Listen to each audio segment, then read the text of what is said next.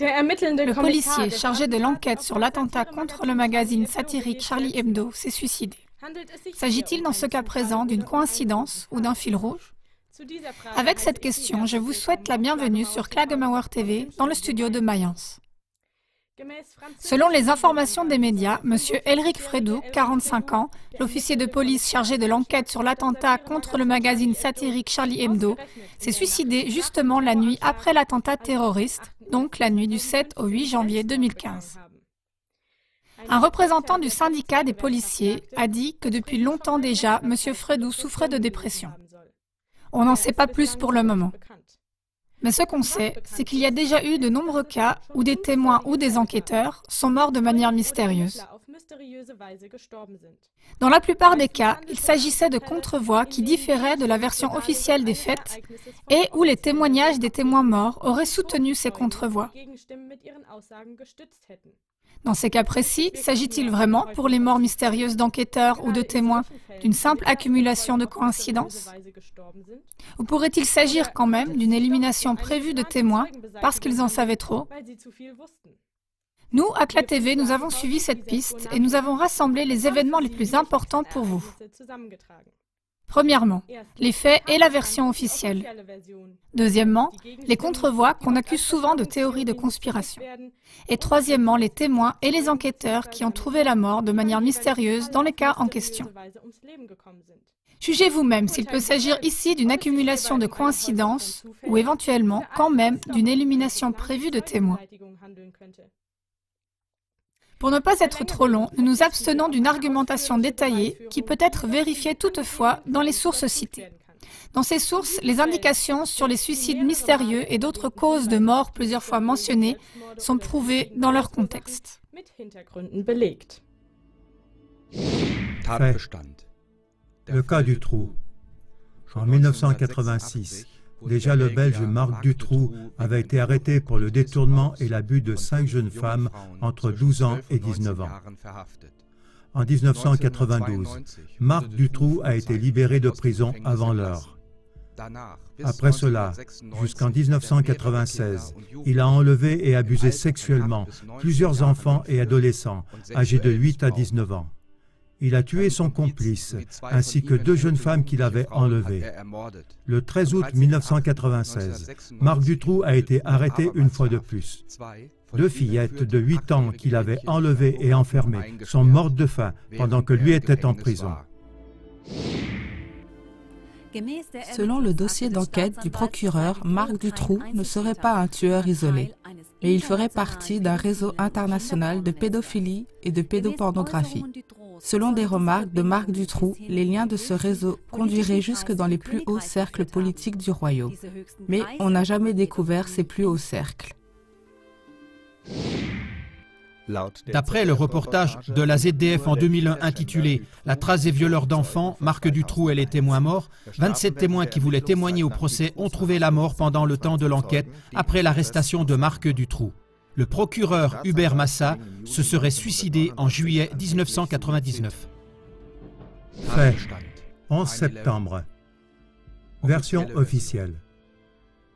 19 pirates de l'air qui auraient appartenu à l'organisation terroriste Al-Qaïda auraient dirigé le 11 septembre 2001 2 avions contre les tours du World Trade Center à New York City et un autre contre le Pentagone à Washington. Les 2 tours jumelles, ainsi que le bâtiment numéro 7 à côté, se seraient écroulés à la suite de cela. Les attentats ont causé la mort d'environ 3000 personnes. Le gouvernement américain et ses services secrets étaient au courant des attentats et les auraient même permis ou les auraient activement planifiés et exécutés. Les tours jumelles ainsi que le bâtiment numéro 7 ont été amenés à s'effondrer par un dynamitage contrôlé qui aurait été placé dans ou sous les bâtiments. Il serait même possible qu'il n'y ait même pas eu d'avion. Énormément de témoins du 11 septembre sont morts de manière mystérieuse. Ils avaient en commun que toutes leurs déclarations soutenaient la version de la contre-voix. Voici quelques exemples. Le pilote de l'hélicoptère de la chaîne de télé ABC, qui aurait fait les enregistrements du 2e crash dans la tour Nord, a été écrasé par un taxi de manière mystérieuse en 2007. L'ancien coordinateur des urgences a contredit le rapport officiel du 11 septembre. Dans le bâtiment numéro 7, il y aurait eu une explosion avant que la tour s'écroule. Jennings est mort en 2008 de façon mystérieuse. Un des concierges du World Trade Center fait état d'explosion dans une des tours. Il se serait suicidé. Une plaignante qui a perdu son mari le 11 septembre est morte lors du crash mystérieux d'un avion le 12 février 2009. Un avocat bénévole des victimes du 11 septembre est mort le 28 avril 2009 lors du crash de son avion monomoteur. Fait. Le cas Jörg Haider.